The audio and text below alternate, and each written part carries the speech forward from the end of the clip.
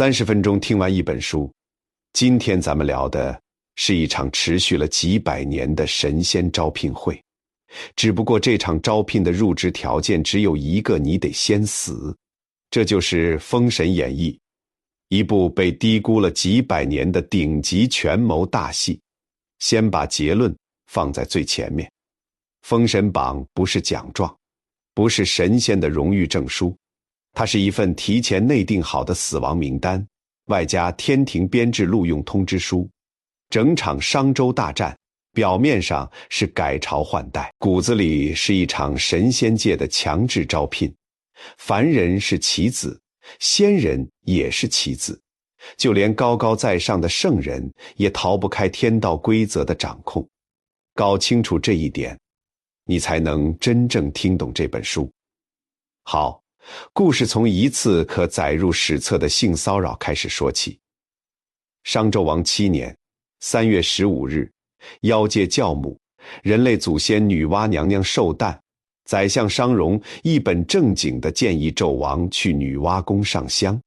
纣王心里是不屑，他想的是，寡人贵为天子，为何要去拜一尊泥胎塑像？但碍于群臣面子，他还是去了。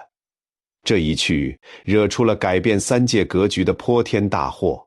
纣王正在走流程，百无聊赖，突然一阵狂风卷起神像前的帷幔，女娲娘娘的绝世容颜就此显露。原著里怎么写的？国色天姿，宛然如生。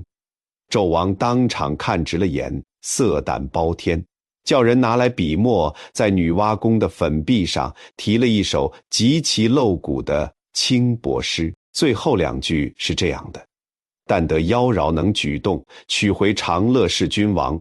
翻译成大白话就是，这神像要是能活，我高低得把它娶回宫里，给我当老婆。各位，这可是炼尸补天、捏土造人的宇宙级大佬。你一个凡间帝王跑到人家地盘，在人家墙上写我想娶你，这不是找死是什么？女娲云游归来，抬眼一看，好家伙，肺都气炸了，当场架起祥云，准备飞到朝歌城一巴掌把纣王拍碎。可飞到商朝都城上空，2道冲天红光挡住了去路。女娲掐指一算，叹了口气，商朝还有28年气运，纣王命不该绝，但这口气不能就这么忍了。女娲转身回行宫，取出震动法宝招妖幡，轻轻一摇，天下群妖战战兢兢，悉数到场。女娲从中挑出3个精英执行者：轩辕坟9尾狐狸精、9头雉鸡精、玉石琵琶精，下达了极其明确的职场指令：隐藏妖气，潜入后宫，迷惑纣王，败坏商朝气运。事成之后，许你们得成正果，但有一条铁律，绝不可残害无辜。9尾狐狸精一听，激动坏了，带薪卧底，还附赠仙界绿卡，干了。但他万万没想到，正是女娲这句不可残害无辜，日后成了要他命的最终解释权。要进宫得借个皮囊，倒霉蛋就此登场。他叫苏妲己，冀州侯苏护的掌上明珠。苏护因为不满纣王强征天下美女，在午门外题下一行字：冀州苏护誓不朝商。结果被纣王大军打得怀疑人生，只能含泪把心爱的女儿送去赎罪。送亲队伍行至恩州驿站，夜风呼啸，一阵妖风卷过，清纯善良的少女苏妲己灵魂瞬间被吸走。9尾狐鸠占鹊巢，成功附身。从此，那个连踩死一只蚂蚁都不忍心的苏妲己死了。活下来的是即将让整个商朝血流成河的一代妖后。妲己一进宫，纣王就像被人下了降头，连朝都不上，整日窝在后宫玩酒池肉林。大夫梅伯看不下去，冒死进谏。妲己微微一笑，在纣王耳边献计：大王，这些人就是不怕疼，不如造个新型刑具，让他们长长记性。这就是中国历史上最臭名昭著的酷刑。豪涝之刑，一根巨大铜柱，内烧红炭，媒婆被剥去衣服，活生生绑上去，刺啦一声，皮肉烧焦的气味弥漫整个朝堂，惨叫声响彻云霄，最终化作一具焦炭。满朝文武面如死灰，浑身发抖，而高高在上的纣王与妲己却对着这惨叫声开怀大笑。紧接着，姜王后被挖去双眼，刨落双手，含冤而死。比干被逼亲手挖出自己的七窍玲珑心。大商朝100年基业，正在以肉眼可见的速度从内部疯狂坍塌。但你以为这只是一场妖狐祸国的故事，太天真了。就在商朝朝堂上血流成河的同时，在遥不可及的昆仑山上，阐教12金仙和至高无上的元始天尊正冷冷注视着这一切。他们手里握着一份空白名单，叫做封神榜。这群神仙因为犯了杀劫，必须在凡间经历一场大浩劫，才能度过危机。换句话说，神仙们需要替死鬼凡间这场商周更替的血肉磨盘，正是他们收割灵魂的完美猎场。纣王提诗真的只是一时色欲，女娲派妖真的只是单纯泄愤。所谓天数，到底是谁定下的规矩？当凡间战火将燃未燃，一个身披红肚兜，手持乾坤圈的混世魔童正踩着风火轮，带着满身杀气降生在陈塘关。如果你老婆怀孕3年零6个月，生下来的是一个滴溜溜乱转的红肉球，你会怎么办？陈塘关总兵李靖选择了拔出宝剑，一剑劈下去。这一劈出了整个封神宇宙里脾气最暴、杀伤力最强、最不讲武德的混世魔童。哪吒肉球裂开，里面跳出一个自带发光特效的孩子，满地红光，异香扑鼻。更离谱的是，孩子刚出生，身上就带着2件先天神装，右手套乾坤圈，肚皮缠混天绫。李靖还没回过神，天空降下阐教12金仙之一的太乙真人，笑眯眯地开口：“李总兵，恭喜恭喜，这孩子跟我有缘，我收他当徒弟了，名字也取好了，就叫哪吒。”表面上这是神仙点化凡人的佳话，但结合封神的底层逻辑来看，这就是一场蓄谋已久的洗脑式养成计划。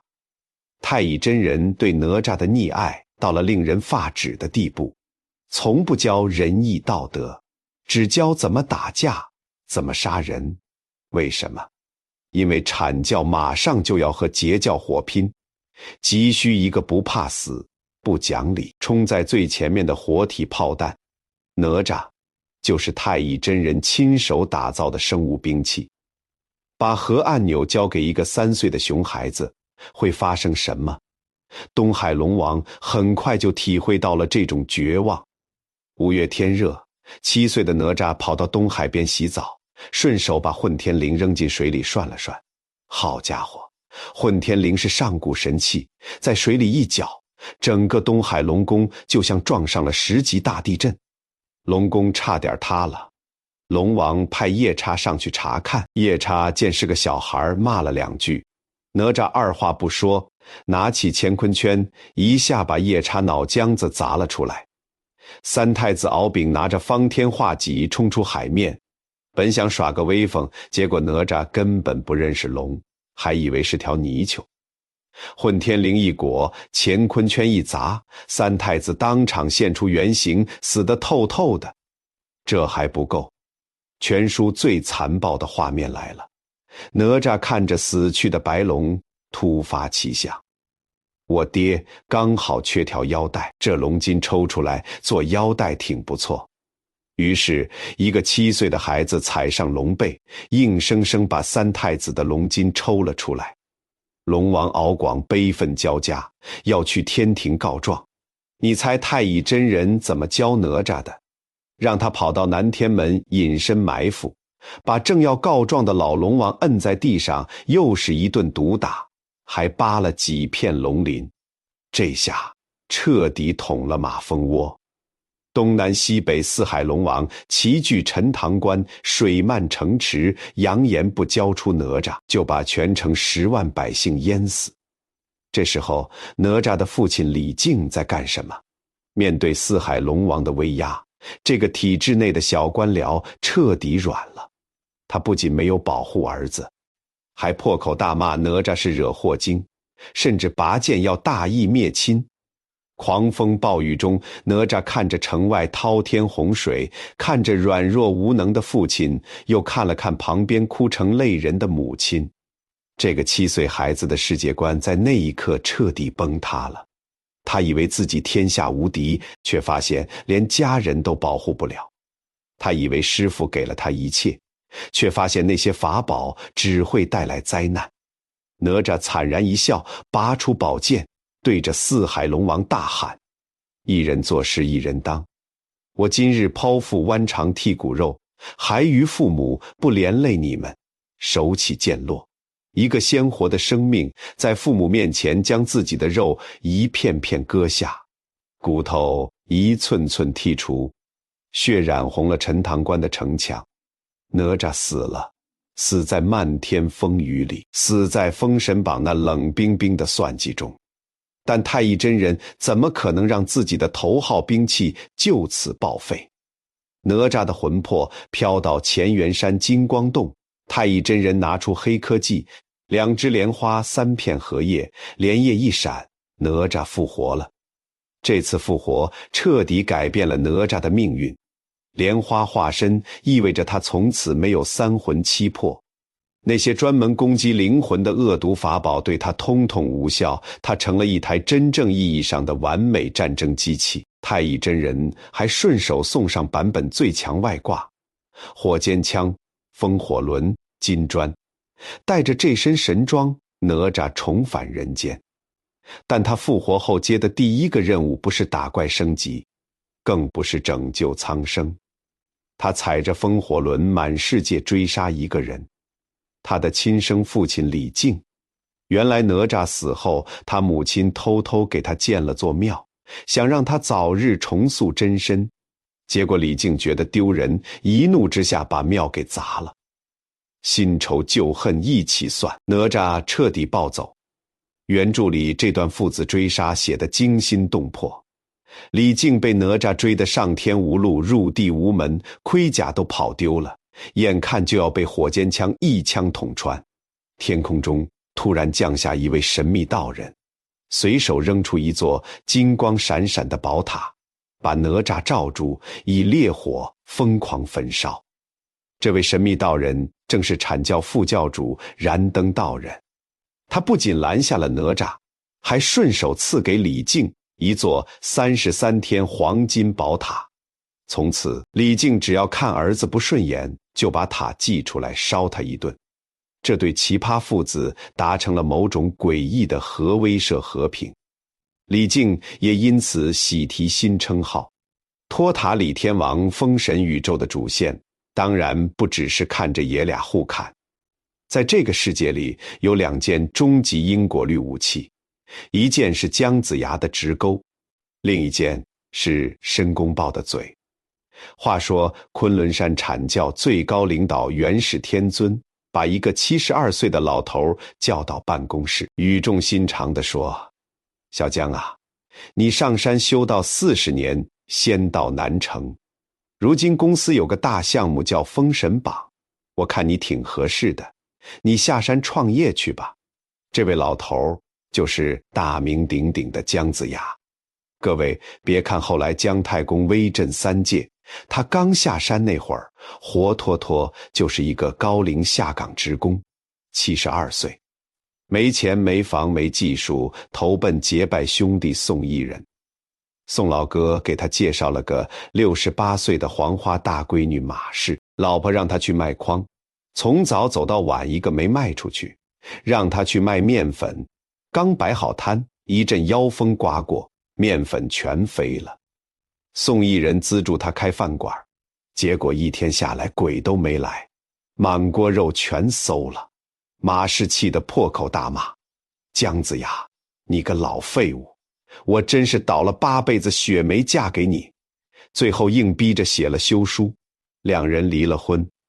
被老婆扫地出门的姜子牙没有去送外卖，而是来到了渭水河畔。他取出一根没有鱼饵的直钩，悬在水面3尺之上。别人笑他是个疯老头，他却微微一笑。老夫钓的不是鱼，是王侯将相。愿者上钩，大贵人果然来了。西伯侯姬昌四处寻访高人，听说渭水有个奇人，亲自带队来请。为表诚意，姬昌亲自拉着姜子牙的马车往前走。这一步一步，咬牙拉了整整800步，实在拉不动了。姜子牙坐在车上掐指一算，叹了口气：大王，你为老夫拉车800步，我保大周江山800年，大周800年国运就在这几百步里一锤定音。眼看姜子牙拿到了稀奇的创业融资，准备走上人生巅峰，有个人眼红得快滴出血来了。他叫申公豹，姜子牙的师弟，在申公豹看来，这简直是职场最大的不公平。他能把自己的头颅割下来在天上飞，精通5行8卦，法力高强，凭什么封神榜这种最顶级的核心项目交给一个连飞天遁地都不会的姜子牙？嫉妒让申公豹彻底黑化。他对着姜子牙放出了全书最狠的一句话：姜子牙，你等着，西岐有多少兵马，我就给你找多少神仙来，让你死无葬身之地。申公豹没有吹牛，他开启了封神宇宙最恐怖的传销模式。申公豹本人法力其实一般，但他点满了一个极其可怕的技能树：人脉与话术。每当姜子牙刚打赢一场小仗，申公豹就会骑着黑豹出现在各路隐士高人的洞府门口。只要他开口说出那5个字，那句令人毛骨悚然的招牌话术：道友请留步，被叫住的人非死即伤。申公豹专门盯上势力最大、人数最多的截教门人，深谙精准 PUA 之道。第一招，拉踩激将。哎呀，道兄，你听说了吗？姜子牙骂你们截教都是披毛戴角、师生卵化之辈。第二招，义气绑架。咱们可是好哥们儿，现在我被欺负了，你管不管？在这种疯狂忽悠之下，九龙岛4圣、十天君、赵公明，甚至拥有逆天法宝的三霄娘娘，一个个前赴后继，带着满腔怒火下山，嗷嗷叫着去帮商朝打工，结果全都被阐教当成经验包，一个个送上了封神榜。申公豹的疯狂摇人，让商朝的国家机器彻底暴走。三朝元老，商朝真正的擎天柱文太师，骑着莫麒麟，开着第3只眼，亲自挂帅出征，史称36路伐西岐。这已经不再是凡人兵马的对砍了。天空中飞舞着各种要命的法宝，翻天印、落宝金钱、定海珠，大地上布满令人绝望的法阵神仙、凡人。妖怪在这片土地上疯狂绞杀，血流飘杵。文太师虽然英勇，但终究没能逃脱天数。绝龙岭上，一代忠良被通天神火柱活活烧死，商朝最大的保护伞就此崩塌。但你以为西岐就此赢了？大错特错。文太师的死彻底惹毛了截教真正的恐怖存在。申公豹那句道友请留步，终于请出了王炸，请来了截教的十绝阵。10位大能在西岐城外摆下凶险万分的阵法：天绝阵、地裂阵、风吼阵。里面要么是三昧真火，要么是能把神仙化成血水的剧毒。阐教12金仙一看，全懵了，谁也不敢进去。这时候，代理主帅燃灯道人站了出来，眼神一冷，想出了一个极其恶毒却极其有效的战术。祭阵说白了就是用炮灰去排雷。十绝阵的威力在于第一发大招极其致命，必须拿人命去填，把煞气先耗掉，真正的金仙大佬才敢进去收割。于是封神榜最黑暗的一幕上演了。破天绝阵派了小道童邓华进去，破地裂阵派了老实巴交的韩独龙进去，甚至一些凡人武将也被哄骗着进去送死。这些炮灰刚一踏入，瞬间连人带马化为一滩脓血，连惨叫声都没来得及发出。等阵里的毒气散得差不多了，12金仙才不慌不忙走进去，一剑把布阵天军秒杀。看清楚了吗，各位？这就是封神的底层逻辑。死道友不死贫道，只要死的是别人，我的命就保住了。只要把封神榜上365个名额填满，哪怕拿自己人的命去填，也在所不惜。但常在河边走，哪有不湿鞋？阐教这种割韭菜的打法，终于惹怒了截教外门第一大弟子赵公明。结果赵公明被西岐用一种极其阴毒的暗杀术钉头7剑书，活活害死了。这一下彻底引爆了赵公明的3个妹妹：云霄、琼霄、碧霄，史称3霄娘娘。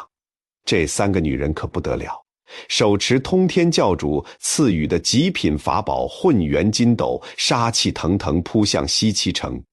这混元金斗是什么来路？说出来你可能不信，它的原型是古代马桶，正因为装进了世间一切污秽，所以能克制所有法宝。3霄娘娘红着眼摆下了封神榜第一凶阵九曲黄河阵。云霄娘娘冷笑一声，阐教你们不是牛吗？都给我进来。混元金斗在天空中一转，金光一闪，广成子、赤精子、太乙真人、玉鼎真人、阐教12位董事长及高管像下饺子一样，被一股脑全吸进去。进了黄河阵，12金仙迎来了修道1000年以来最绝望的时刻。阵里阴风一吹，直接削去顶上3花，毁了胸中武器。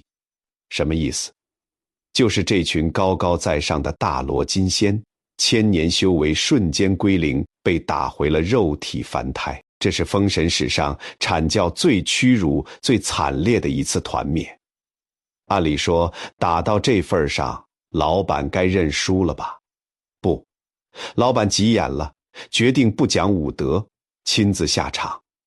元始天尊带着大师兄太上老君，2个圣人级别的顶流，亲自跑来对付3个晚辈姑娘。这场面有多难看？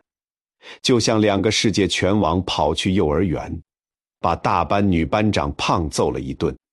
太上老君甩出太极图，把云霄娘娘裹走，压在麒麟崖下。元始天尊拿出3宝玉如意，把琼霄娘娘脑浆子当场打飞。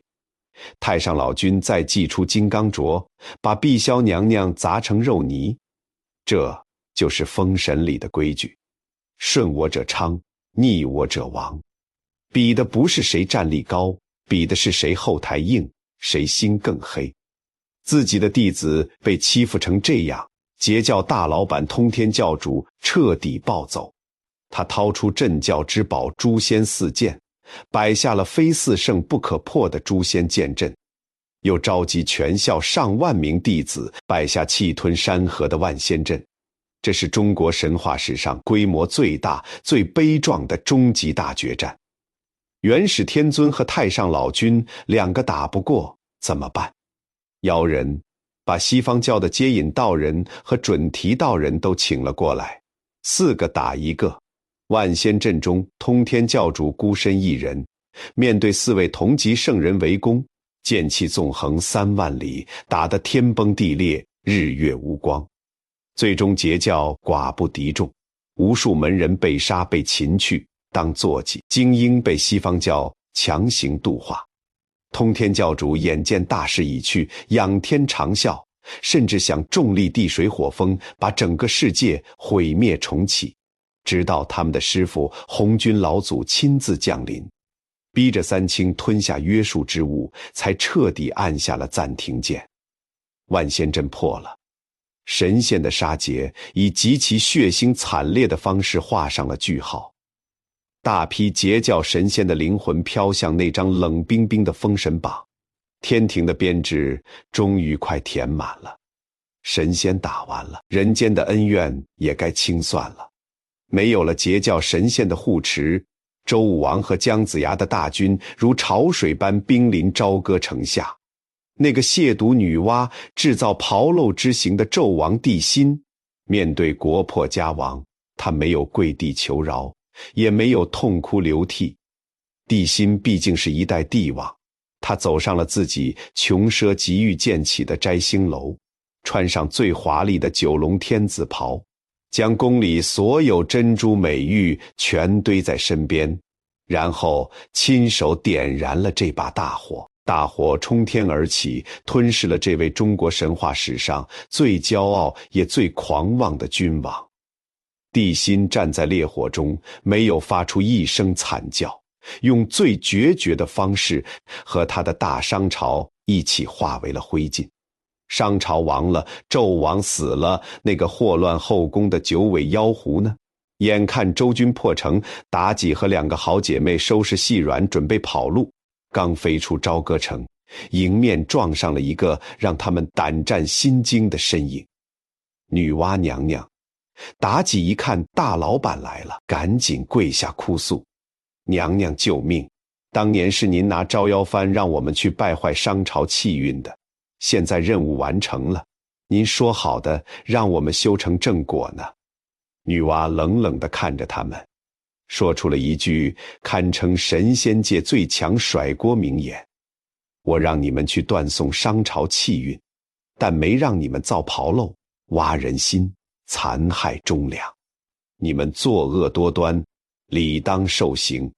好家伙，这就是高层领导的终极艺术，最终解释权归我所有。当初只下 KPI， 不说怎么干，现在出了舆论危机，你们几个就是完美的临时工和替罪羊。女娲大笔一挥，用缚妖索把3妖捆了个结实，扔给了姜子牙。姜子牙下令斩首，但诡异的一幕出现了。妲己被押上刑场，刽子手举起大刀，妲己回头抛了个媚眼儿，楚楚可怜。我见犹怜，刽子手手一软，刀当场掉在地上，骨头都酥了。换了几个，全都不忍心下手。姜子牙一看，这妖精魅惑属性点满了，凡人根本杀不了，于是请出了封神宇宙单体斩杀率100%的最强法宝——路亚道人的斩仙飞刀。一个红葫芦摆在法台上，飞出一线毫光，长着眉毛和眼睛，死死盯住妲己，定住了他的泥丸宫。姜子牙对着葫芦微微鞠躬，冷冷吐出5个字：请宝贝转身。毫光在妲己脖子上轻轻一转，一代绝世妖姬狐头落地。那具被狐妖占据多年的躯壳，那个原本纯真善良的冀州少女苏妲己，终于在这个残酷的乱世中得到了解脱，终于尘埃落定。姜子牙手持打神鞭，站在高高的封神台上，迎来了整部书的终极名场面。大封神365位正神名单一一揭晓，这简直是一场跨越生死的仇人见面会。西岐这边的阵亡将士，黄飞虎被封为东岳泰山大齐仁圣大帝，成了5岳之首。商朝这边的死忠，被活活烧死的文太师，被封为9天应元雷神普化天尊。掌管雷部24位正神，最让人跌破眼镜的是，那个荒淫无道，把满朝文武折磨得生不如死的纣王帝辛，你猜被封了什么神？天喜星，专管人间婚姻喜庆的吉神。凭什么？凭什么一个暴君死后还能当吉神？因为在天数面前，没有好人坏人之分，只有执行者。纣王虽然残暴，但他完美推动了商朝灭亡的剧本，填满了封神榜上的名额，完成了元始天尊和天道赋予他的历史使命。在天道的眼里，道德是凡人定的，规矩才是神仙定的。等365个神位全部分发完毕，所有怨魂都披上了金甲飞升天庭。封神台上只剩下姜子牙一个人孤零零地站着，手里拿着一份空空的名单。其实姜子牙早就知道自己封不了神。当年下山时，元始天尊就跟他说过，子牙，你生来命薄，仙道难成，但可享人间之福。你是人间的无敌代理人，但对不起，神仙的编制里没有你的位置，因为你需要留在人间，作为大周王朝的相父，继续维持凡间的统治秩序。姜子牙叹了口气，放下了打神鞭。他没成神，但得到了神仙界最绝顶的特权。民间传说里，姜子牙虽然不是神，但他的鞭子能打天庭诸神。所以后来老百姓盖房子都会在房梁上贴一张红纸，写上姜太公在此，诸神退位。这是对这位72岁下岗创业，一手完成3届重组的老爷子最高的致敬。现在我们来说说封神榜到底是个什么玩意儿。很多人以为封神榜是给神仙发奖状，或者是封印神仙超能力的禁咒，其实都不是。用大白话讲，封神榜是一份由3教高层共同签发的死亡名单，外加天庭编制录用通知书。在《封神演义》的硬核设定里，仙和神完全是两码事。仙是指通过自身修炼达到长生不老、逍遥自在境界的人，住在洞天福地，不受天庭管辖。神是指死后被天庭录用，成为有官职、有责任、受约束的公务员，需要上班打卡，受昊天上帝驱使，且大多数失去了继续修炼的可能性。所以封神榜的本质就是把逍遥自在的仙强行变成受制于人的神。对于追求自由的仙人来说，上榜不是恩赐，而是一种束缚，甚至是一种惩罚。最残酷的是，想上这封神榜，有一个绝对的硬性条件，你必须先死。只有在商周大战中战死，灵魂飘到封神台，才有资格被封神。如果你没死，哪怕功劳再大，也上不了榜。杨戬、哪吒、李靖这帮人是凭实力肉身成圣，活着拿到了顶级编制。封神榜上根本没有他们的名字。为什么会有这么个离谱的榜单？因为当时天庭体制内太缺人手了，昊天上帝需要365位正神来干活，于是阐教、截教等3教最高领导层坐在一起开了个闭门会议，共同签压了这份名单。所谓签压，就是提前内定死亡指标。这场封神大战表面上是商周更替，本质上是一场神仙界的强制招聘。招聘方式是渡劫，唯一条件是死亡。榜上有名的人，不管你是正义还是邪恶，不管你是荒淫无道的纣王还是作恶多端的申公豹，只要名字在上面，就必须死一次，死后去天庭端那个有职无权、受大神鞭克制的铁饭碗。听起来很残酷，对吗？这就是权力游戏的真相。所谓天数，不过是强者为弱者套上的枷锁，用神圣的名义行收割的勾当。凡人是棋子，神仙是棋子，就连高高在上的圣人，也不过是天道规则下的一枚棋子。但在这个残酷的世界里，依然有比干那颗捧出来却滴血未流的忠心。